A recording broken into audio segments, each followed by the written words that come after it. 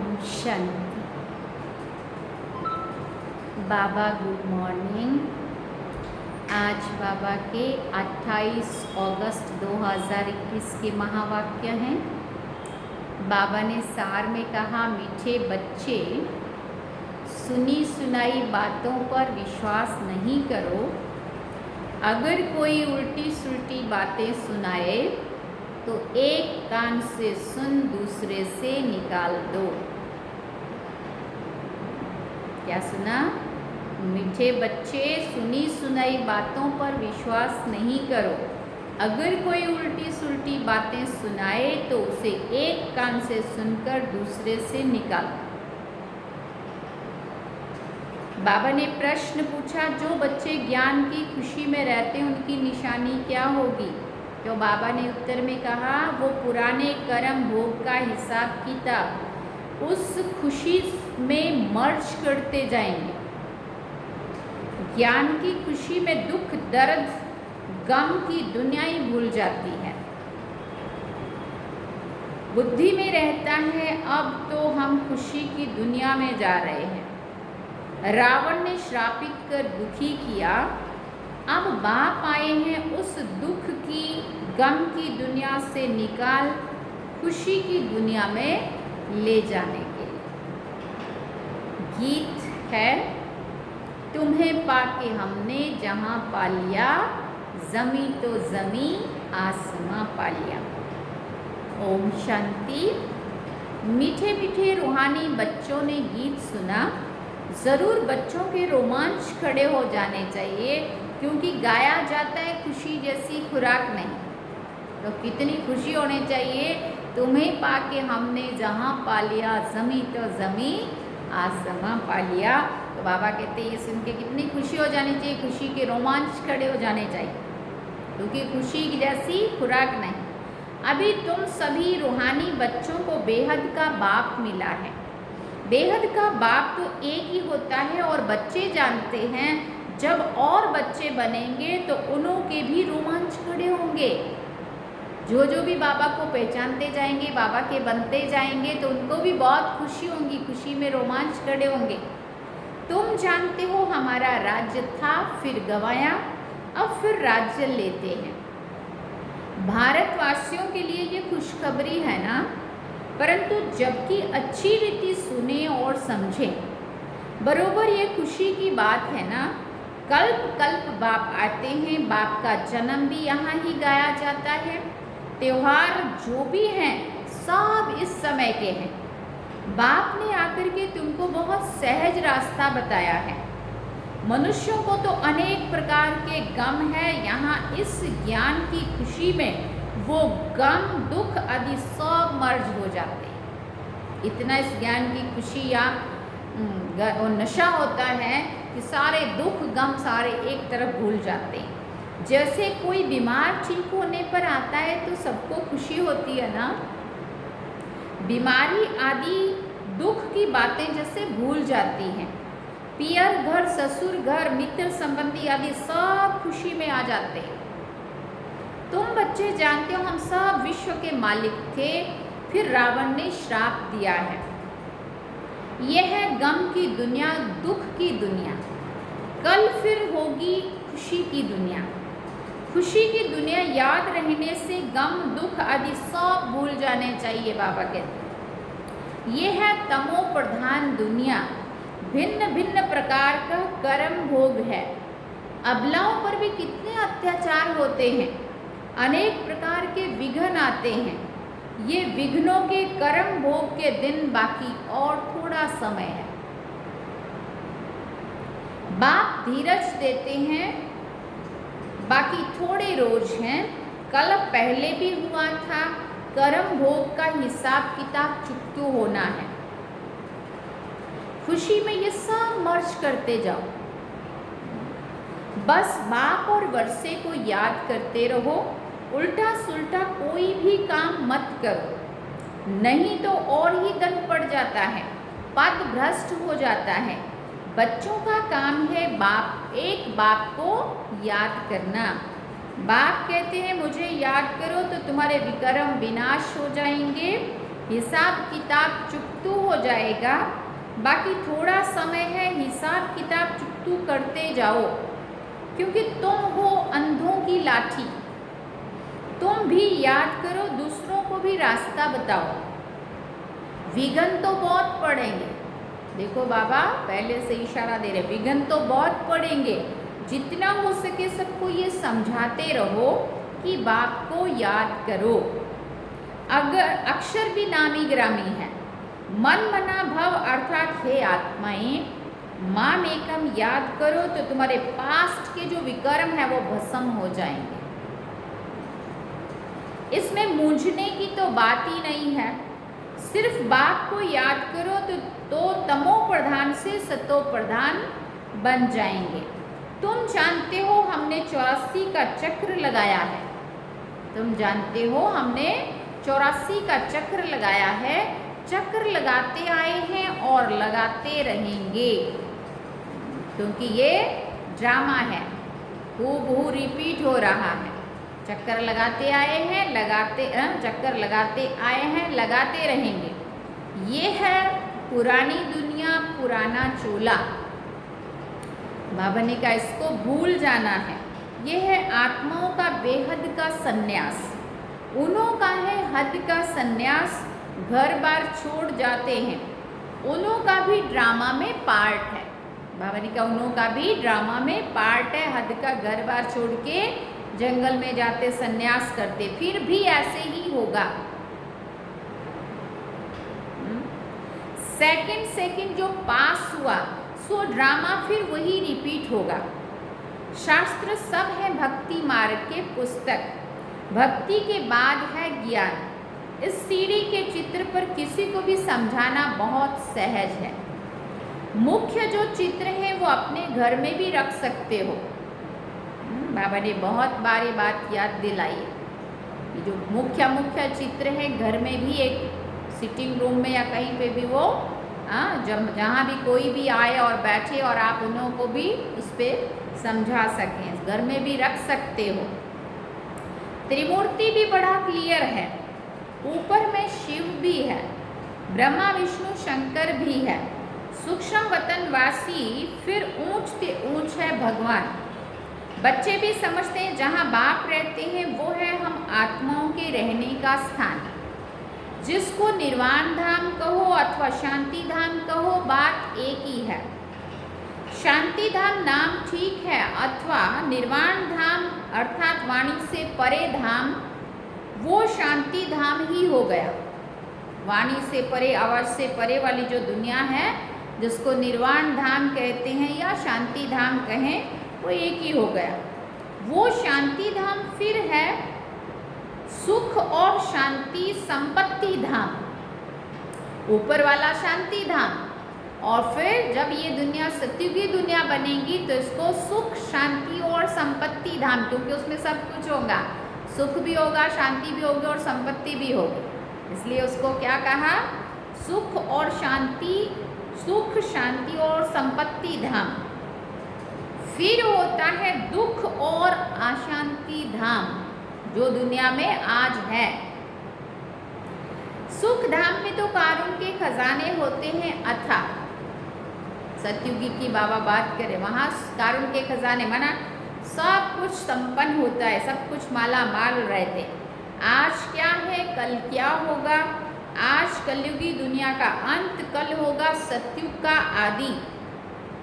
रात दिन का फर्क है ना। बाबा कहते भी हैं ब्रह्मा और ब्रह्मा मुख वंशावली ब्राह्मणों का दिन और फिर रात। दिन में है देवताएं, रात में है शूद्र, बीच में हो तुम ब्राह्मण। इस संगम युग का किसी को भी पता नहीं है। मनुष्य तो बिल्कुल ही घोर अंधियारे में है, तो घोर सोझरे में ले आना तुम बच्चों का फर्ज है। बाबा कह रहे, देखो कितनी बड़ी जिम्मेवारी है। वो घोर अंधियारे में है तो बाबा कहते हैं उनको घोर सोझरे में ले आना तुम बच्चों की जिम्मेवारी, फर्ज है। अभी सामने वही महाभारत लड़ाई है, गाया हुआ भी है, विनाश काले विपरीत बुद्धि विनश्यंती। विनाश का जो समय है, विनाश काले विपरीत बुद्धि, जो परमात्मा को नहीं जानते, नहीं समझते, वो विनश्यंती होंगे। बाबा ने कहा विनाश काले प्रीत बुद्धि विजयंती, उनकी विजय होगी जो अभी प्रीत बुद्धि हैं, जो परमात्मा को पहचानते, परमात्मा में अपने मन को लगा के अपने आप को देवात्मा बना रहे हैं, वो विजयंती होंगे, माना सुखधाम में जाएंगे। बाकी सब बाबा कहते शांति धाम में। तुम बच्चे जानते हो बाबा हमको फिर से वही राजाई दे रहे, वो हमारी राजाई कोई छीन ना सके। रावण की प्रवेशता तो होगी द्वापर से, रावण ने हमारी राजाई छीनी है, जिसको दुश्मन ही समझो, क्योंकि दुश्मन का ही एफिसी बनाकर जलाते हैं। ये बहुत पुराना दुश्मन है। कहते भी हैं रावण राज, परंतु किसी की बुद्धि में नहीं आता है, तो घोर अंधियारा कहेंगे ना। बेहद का बाप है, नॉलेजफुल, उनको ज्ञान का दाता, दिव्य चक्षु विधाता कहते हैं। अभी तुम आत्माओं को ज्ञान का तीसरा नेत्र मिला है। आगे तो कुछ भी नहीं जानते थे, अब सब कुछ जान गए हो। बाप ज्ञान का सागर है तो जरूर ज्ञान तो सुनाएंगे ना। ज्ञान सुनाने बिगड़ सिद्ध कैसे हो?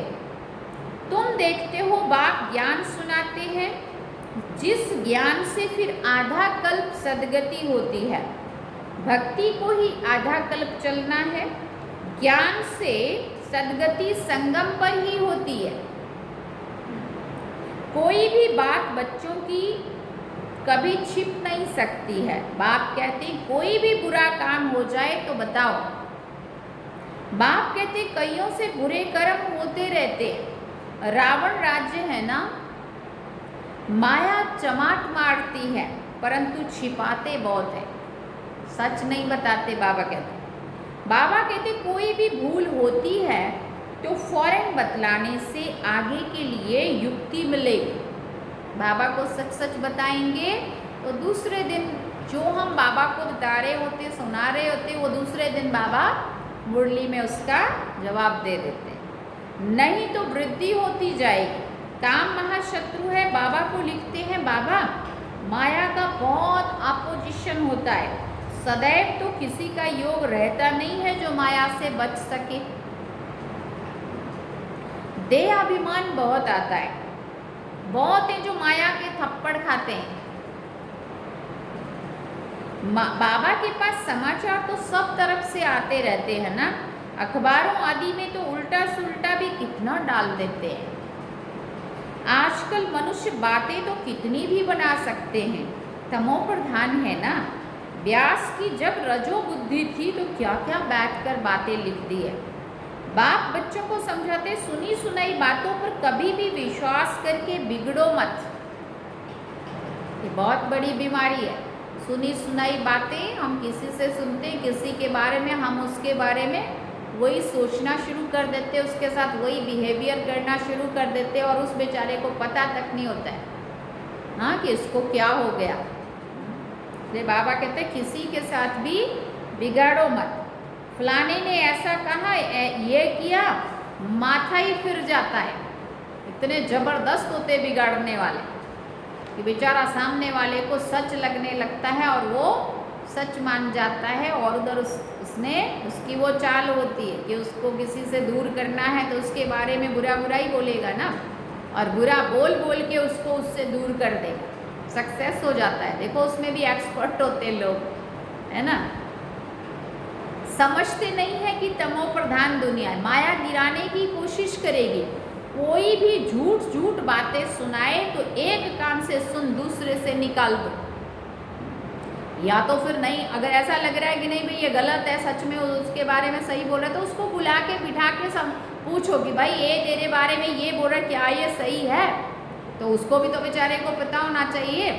तो उसको बेचारे को कुछ पता ही नहीं होता कि मेरे बारे में वो जाके क्या जहर भर के आ गया है और उसको उससे दूर भी कर दिया है। बाबा कहते कोई भी झूठ बातें सुनाए तो एक कान से सुन, दूसरे से निकाल दो। औरों को भी यही पैगाम देते रहो। बाप कहते हैं मैं पैगाम ले आता हूँ। अब हे आत्माएं श्रीमत पर चलो। हमारा पैगाम सुनो, सिर्फ माम एकम याद करो, जो याद करेंगे वो अपना ही कल्याण करेंगे। याद आत्मा को करना है, भूली भी आत्मा है। अब बाप की श्रीमत मिलती है, इसमें आशीर्वाद व रहम आदि कुछ भी नहीं मांगना है, सिर्फ बाप को याद करना है और कोई भी बात पूछने की दरकार नहीं है। सृष्टि का चक्र कैसे फिरता है ये तो सुना है, इसमें खिटफिट की कोई बात नहीं है। घोर अंधियारे में बाप ही आते हैं, इसलिए शिवरात्रि मनाते हैं। अज्ञानता की इस अंधेरी रात में, कलयुग रूपी अंधेरी रात में, इस बुराइयों रूपी अंधेरे को दूर करने के लिए ही बाबा आते हैं, इसीलिए शिवरात्रि मनाते हैं। श्री कृष्ण का भी जन्म रात्रि को मनाते हैं। जन्माष्टमी देखो, रात 12 बजे कृष्ण का जन्म हुआ, मतलब घोर अंधियारी रात में। असल में वो कलयुग रूपी अंधेरी रात की बात है, उसमें शिव बाबा आते हैं। उन्होंने फिर श्री कृष्ण का नाम डाल के घोर अंधियारी रात्रि मना, रात पूरे 12 बजे मटकी फोड़ो, क्या बोलते उसको, हाथी घोड़ा पालकी जय कन्हैया लाल की होने लगती है रात 12 बजे, है ना। इसलिए बाबा कहते श्री कृष्ण का जन्म भी रात्रि को मनाते हैं। देखो आज 28 तारीख है, 30 तारीख को हम जन्माष्टमी मना रहे हैं ना सारे। खीर पूरी आदि मंदिरों में बनती है रात को। अब शिव के लिए क्या बनाएंगे, वो तो है निराकार, किसी को भी पता नहीं है बाबा किस घड़ी आते हैं और कैसे चले जाते हैं। सदैव तो सवारी नहीं करते हैं ना, आएंगे और चले जाएंगे। अभी तुम जानते हो हम शिव बाबा के पोतरे हैं, वर्षा उनसे मिलता है, ब्रह्मा को भी वर्षा उनसे मिलता है। ये तो मनुष्य है ना, सदगति में पहला नंबर है ये श्री कृष्ण। ये सबको प्यारा है क्योंकि सतो प्रधान बाल अवस्था है ना। थोड़ा बड़ा होता है तो उनको सतो कहा जाता है, फिर सतो रजो तमो। श्री कृष्ण राधे ही फिर लक्ष्मी नारायण बनते हैं। जिनको बाप ने ज्ञान दिया है उनको ही देंगे। भारत में ही देवी देवता होकर गए हैं तो मंदिर भी भारत में बहुत हैं। क्रिश्चियन की चर्च में क्राइस्ट ही क्राइस्ट देखेंगे। देवताओं के कितने ढेर मंदिर हैं। बाप आए हैं हमको मनुष्य से देवता बनाने अथवा भारत को स्वर्ग बनाने। हम बाप को याद कर पावन बन रहे हैं, बाप के साथ हम भी भारत को स्वर्ग बना रहे हैं। जैसे हम बाप के साथ आए हैं, भक्ति मार्ग में देवताओं के मंदिर मूर्तियों आदि पर कितना खर्चा आदि करते हैं, खर्चा करके बनाते हैं। उत्पत्ति कर, पालना कर, फिर विनाश कर देते हैं। 9 रोज के अंदर ही डुबो देते हैं। बहुत उनमें प्रेम होता है। नवरात्रि कलकत्ते में बहुत मनाते हैं। देवियों का नवरात्रा बाबा कहते कलकत्ता में, बंगाल में बहुत मनाते हैं। इन सब बातों पर अभी वंडर लगता है। आगे तो हम भी पार्टधारी थे, करोड़ों रुपया खर्चा करते थे। कितनी अंधश्रद्धा है। रामायण से कितना प्यार होता है। बातें सुनकर आंखों में आंसू बहा देते। वो जैसा जैसा वहाँ वर्णन कर रहे होते, सुना रहे होते कथाकार, और हम वही वही महसूस कर रहे होते। जय सीता के बारे में, राम के बारे में, रामायण में जो भी बात आती है तो उसमें कितना जब हमारे राम के लिए दुख होता है, जंगलों में जाता है, सीता चोरी होती है, फिर कैसा कैसा शोक वाटिका में सीता होती है, कितना हम लोगों को दुख हो रहा था। वो सुना सुना के रो रहा होता है कथाकार और हम सुन सुन के दुखी हो रहे होते। बाबा कहते हैं ये सब है भक्ति मार्ग, इससे फायदा कुछ भी नहीं है। बाबा अब हमको कितना समझदार बनाते हैं। तो ये सब सुनकर यहाँ का यहाँ भूल ना जाओ, ये सब बातें याद करो, पूरा रिफ्रेश होकर जाओ। अपने को आत्मा समझ दे सहित जो कुछ देखते हो वो सब भूल जाओ। ये सब कब्रिस्तान है। दिल्ली में बिरला मंदिर में लिखा हुआ है भारत परिस्तान था जो धर्मराज ने स्थापन किया था। दिल्ली में जो बिरला मंदिर है बाबा कहते उसमें लिखा हुआ है कि भारत परिस्तान था जो धर्मराज ने स्थापन किया था। अभी तुम बच्चे जानते हो ये दुनिया कब्रिस्तान बननी है। बाप कहते सब काम चिता पर बैठे एकदम जल मरे हैं। क्रोध चित्ता नहीं कही जाती, काम चित्ता कहा जाता है। उनमें भी हल्का नशा सेमी नशा होता है। बच्चों को ही बाप बैठकर समझाते हैं। घर में अगर कोई कपूत बच्चा होगा तो कहेंगे ना कि ये क्या बाप की आबरू गंवाते हैं, बाप की इज्जत जाती है ना। बेहद का बाप भी कहते हैं तुम काला मुंह करते हो तो ब्राह्मण कुलभूषण जो देवता बनते हैं उनका नाम बदनाम करते हो। तुम बच्चे जानते हो हम पवित्रता की ताकत से ही भारत को फिर से श्रेष्ठाचारी देवता बनाते हैं। तुम्हारे लिए तो जैसे कॉमन बात है। देखते हो महाभारत लड़ाई भी सामने खड़ी है, इनसे ही स्वर्ग के गेट खुलते हैं। शास्त्रों में महाभारत लड़ाई तो दिखाई है, उसके बाद क्या हुआ ये नहीं दिखाया है। कह देते हैं प्रलय हो गई। अब श्री कृष्ण का एक तरफ तो माता के गर्भ से जन्म दिखाया है और दूसरी तरफ फिर कहते पीपल के पत्ते पर अंगूठा चूसता हुआ आया। कुछ भी समझते नहीं है। बाबा कहते वहाँ तो गर्भ महल में रहते हैं बड़े विश्राम से, बाकी सागर में थोड़ी पत्ते पर हो सकता है, ये तो इम्पॉसिबल है। उसका भी अर्थ है, बाबा ने कई बार ही समझाया है। चारों तरफ जलमयी और बीच में सागर में पीपल के पत्ते पर अंगूठा चूसता हुआ आया। एक तरफ गर्भ से जन्म दिखाया, दूसरा तरफ सागर में पीपल के पत्ते पर अंगूठा चूसता हुआ आया। तो इसका मतलब है कि हमारा भारत चारों तरफ से जलमयी हो जाएगा, मतलब सारा विश्व सारा संसार चारों सभी खंड पानी में डूब जाएंगे।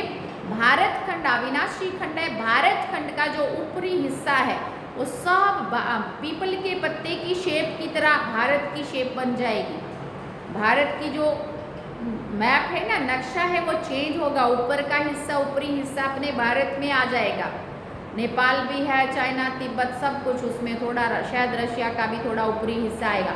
इधर से अफगानिस्तान, पाकिस्तान, ये सारे ऊपर ऊपर तक इधर से भी आएगा, इधर से भी आएगा और ऐसा वो दिल की शेप माना पीपल के पत्ते की शेप बनेगी।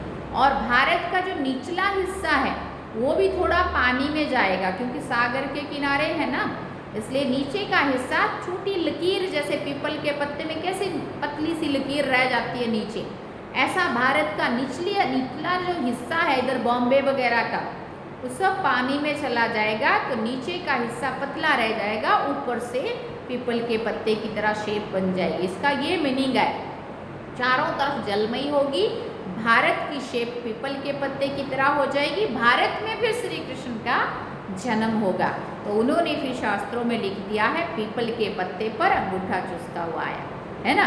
तो श्री कृष्ण का जन्म होगा, भारत भूमि में ही होगा, गर्भ से ही होगा, लेकिन चारों तरफ जलमयी होने के कारण ये भारत की जो शेप है वो पीपल के पत्ते की तरह हो जाएगी। तो बाबा कहते बाकी सागर में थोड़ी पत्ता हो सकता, पत्ते पर थोड़ी हो सकता है, ये तो इम्पॉसिबल है। ये तो सब ड्रामा बना हुआ है जिसको तुम जानते हो। कल्प कल्प ऐसे ही होता है। अब तुम बच्चों को अपना कल्याण करना है और दूसरों का भी कल्याण करना है। मूल बात ये है, बाप तो स्वर्ग का रचयिता है, उनको कहा जाता है हेवनली गॉड फादर। तो फिर हम बच्चे स्वर्ग के मालिक होने चाहिए ना। शिव जयंती भी भारत में ही मनाते, तो ज़रूर भारत को कुछ दिया होगा। अभी तुमको स्वर्ग की बादशाही दे रहे हैं ना। बाप है ही सदगति दाता, ज्ञान का सागर, नॉलेजफुल बाप ही आकर नॉलेज देते हैं। अभी तुम बच्चों को नॉलेज दे रहे हैं, 5000 वर्ष के बाद फिर यहाँ ही आएंगे। बच्चों को निश्चय है जो जो इस ब्राह्मण कुल के होंगे वो आते रहेंगे। जो जो इस कुल के होंगे, ब्राह्मण कुल के होंगे, बाबा के बच्चे पहले भी बने होंगे, वो फिर से आएंगे, उनको फिर से समझ में आएगा। अच्छा, मीठे मीठे सिकिलदे बच्चों प्रति माता पिता बाप दादा का याद प्यार और गुड मॉर्निंग। रूहानी बाप की रूहानी बच्चों को नमस्ते। हम रूहानी बच्चों की रूहानी माता पिता बाप दादा को दिल व जान सिखवा प्रेम से याद प्यार, गुड मॉर्निंग, नमस्ते, थैंक्स बाबा। अब धारणा के लिए मुख्य सार है। पहला पॉइंट, श्रीमत पर अपना और दूसरों का कल्याण करना है। कोई कुछ झूठी बात सुनाए तो सुनी अनसुनी कर देनी है। हाँ, इससे बहुत नुकसान होता है। हाँ, एक भाई का ऐसा हुआ है, बहुत बड़ा नुकसान माना, बहुत बड़ा भाई और किसी की झूठी बातों में आकर के बाबा से दूर, सेंटर से दूर, बहनों से दूर, इतना बेचारा दुखी हो गया जो बात नहीं पूछी, और बातें सारी झूठी। लेकिन झूठ बोलने वाले भी इतने एक्सपर्ट होते हैं जो कैसे बाबा से दूर कर देते, वो माया का बहुत बड़ा रूप होता है। बाबा कहते कोई भी कुछ झूठी बातें सुनाए तो सुनी अनसुनी कर देनी, उस पर बिगड़ना नहीं है।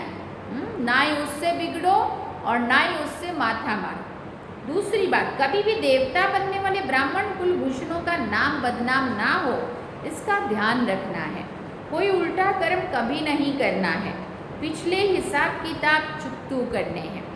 बाबा ने वरदान में कहा, निंदा स्तुति जय पराजय में समान स्थिति रखने वाले बाप समान संपन्न व संपूर्ण भव।